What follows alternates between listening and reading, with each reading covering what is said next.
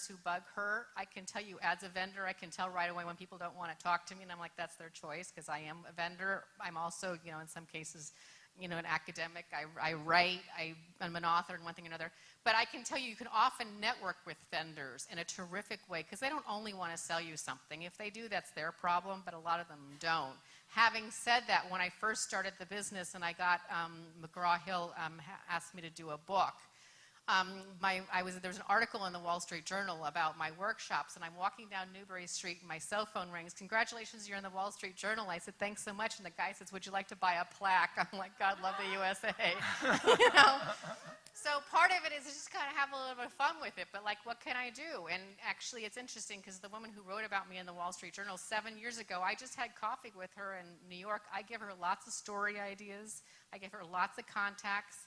I mean, she has gotten so much mileage out of, mining my network for her own, needs in the journal. So there's lots of different ways for you to connect with people. Did someone have a question back there? Yep. One of my problems when I go to networking events, particularly as a young female who doesn't wear a wedding ring, is how are you upfront with other men without looking like you're hitting on them? I love being over 40. It's just, I hate to tell you, you look forward to it. The question was, how do you deal with when you're a younger woman and you go to lots of social events, you're single, and, the question is, when you're talking to men, what's the agenda? A couple things is, one, be dressed professionally. And I mean the right profession.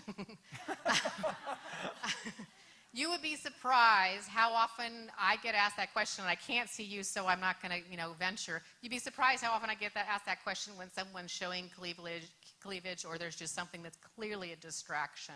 And so you just want to take that off the table and just make it very professional. A couple of things that I do is I talk about the business, the event.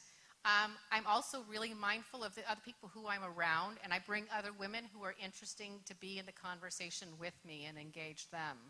And on occasions, when you're younger, it's just going to be one of those things where you just kind of have to know your exit conversations. I've really enjoyed our conversation, look forward to crossing paths in the future. Shake hands with men and the conversation's over. I mean, when you shake hands with men, you don't continue to talk. And so you could actually do body language. We communicate 55% by body language. We communicate 38% by our voice and tone, and only 7% are words.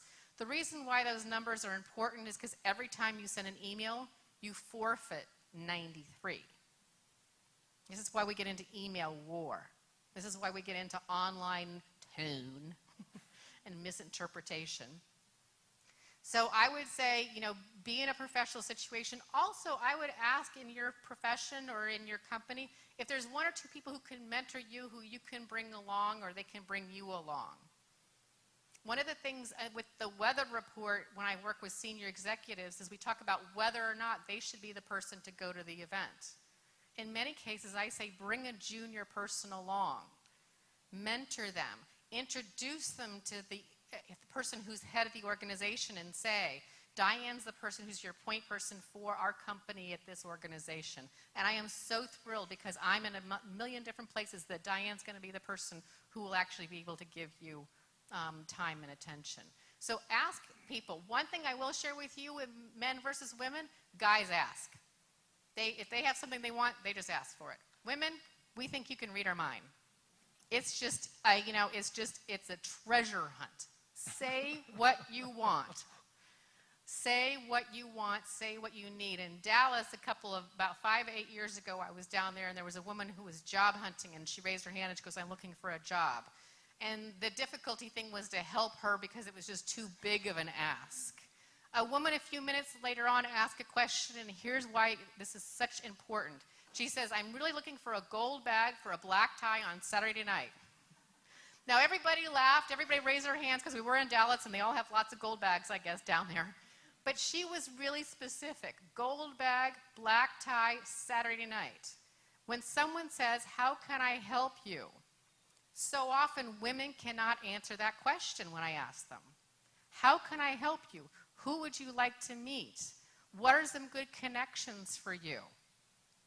Be able to answer these, and guys will have it right nailed then, and I want to meet, Rick. And the reason I want to meet Rick, It's because I've got this great thing that's going to help that technology just fly. Bing. It's specific. It's not personal. It's not emotional. It's just boom. So please, if there's nothing else you do, is learn how to say, I need this help, because you can really focus in on that. Any other questions back there? It's a little hard. Yes? The question you asked is fake engagement we pay $500 sometimes. That's really kind of boring. She's got a fake engagement ring is what she was saying. When I used to be in the travel business, and I traveled a lot to a Muslim world. And over and over again, the question I can't believe your husband lets you travel. By trip 2, I learned to invent a husband. And I was really married to very interesting people. And at one time, the guy says, I thought your husband was a doctor. Oh, yeah, that was the last trip. He's now going off for his business degree. But on the 3rd trip, I became a widow. And it worked really well, because it's like, oh, I'm so sorry. It shuts them down.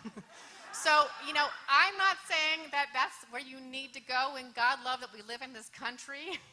Having said that, there are going to be times where it's tough. And you also then sometimes have to say, you know what, this is not where I want to network. My weather report says I'm not coming back. This doesn't work for me. I don't feel welcome. And you move on to a place where you really are welcomed and you really are honored. What I want to do, continue with the sort of chart that you have on the networking and the how to work a room piece, is I want to talk about getting into conversations and getting out of conversations, and then we'll do a quick exercise on this. Getting into conversations, it goes back to when we were not 4, but when we were 8, and we remember those nasty girls on the playground who wouldn't let us join their little group, and we can probably all say her name. It's so tough to break into a conversation. I don't. I go to somebody who's all by themselves. And I do it because it's a nice thing to do, and I do it because it's a practice thing for me. And 3, they're probably a really interesting person. They just hate this networking thing 10 times more than you do. 2 quick stories. Once I did this at a technology conference, and the person I talked to was the managing partner of Booz Allen. Not a loser, but just hated networking. I said, let me introduce you to some people. He says, I'd love it if you'd help me out. I'm thinking, you got to be kidding me. Another person was a mom at a tech conference, and she looked like a mom. And I just kind of felt like she looked out of place. And I walked up to her, and if you want to open up a question or a conversation, tell me followed by anything will open up a question. So tell me what your connection is to the conference. It turned out her son was the conference planner. He came up a few minutes later, tattoo, pierced ears, the whole 9 yards. I'm asking him a whole bunch of questions about the conference behind the scenes, what he's going to do next. He leaves and she says, thank you, I learned all about my son. You ask the questions that mom can't ask. And so we became kind of buddies after that, just because I walked up to her when she was by herself. So I go into conversations. Then your fear is you're going to get stuck. And what you do is you go back to your body language. And I say, Gail, have you met the folks in this group? Come and join us. That's a cue to Gail. I can't remember any of their names. And so if Gail's good, she'll introduce herself, and I will realize right away that I can't remember anybody's names. What will often happen is Gail will have much more in common with Rebecca than I do. And they'll get into a great conversation, and I kind of wander off, and no one's hurt. And there's no pain involved there. I will often say, I'm thirsty. Would you like to join me at the bar? I don't say I'm going to the bar because they ask for a drink and you have to come back. But I say, join me at the bar. The bar's crowded. And I will often say, do you two know each other? I don't know either one of them. And maybe this is life in Indiana where you waved at everybody who drove by you and certainly said hi to everyone.